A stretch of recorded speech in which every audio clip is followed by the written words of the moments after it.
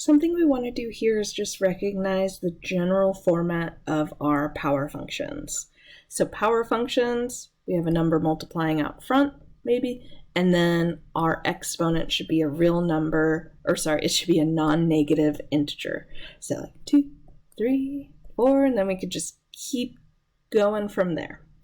So something I'd like you to notice here is what happens when our exponent is even. We have a generally similar shape here, and we could always kind of bring it back to the quadratic function, which we should be somewhat familiar with. If not, we'll talk about it more in the next video, but this kind of general shape of a parabola. And then when the power's odd, they have this general shape matching this x cubed form, our cubic form, where we start from negative infinity and then go off to positive infinity. Same over here. These are going to help us a lot when we talk again about polynomial functions. But what we want to do is recognize this end behavior, which is pretty much how infinity is coming into play here. So with end behavior, what we do is we talk about what happens as x approaches negative infinity, which is this idea of what if we're going to the left? How is our function moving up or down as we go to the left? And then as x goes to positive infinity, that's the idea of what's happening as we go to the right. So let's just describe the end behavior for these two graphs here. So as x goes to negative infinity, for even powers, our function's going up.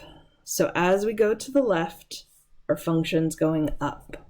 And that would mean it's going off to positive infinity. So what we do is write it as f of x approaches positive infinity. Sorry, that's what our arrow represents, and this is going to come up quite a bit in our course. We say approaches. So as x is going to negative infinity, f of x is going off to positive infinity. Then as x goes to positive infinity, so as we go to the right, our function is also going up on that side as well. So we just say, again, f of x is approaching positive infinity.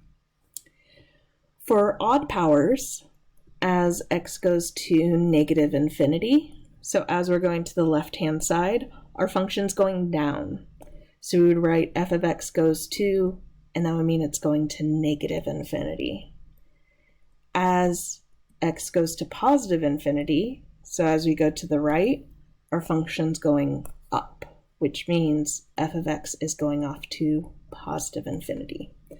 So this end behavior will come back again, and it helps us think of how infinity comes into play. Are they both going off to positive, both negative, one positive, one negative, in terms of end behavior of our functions?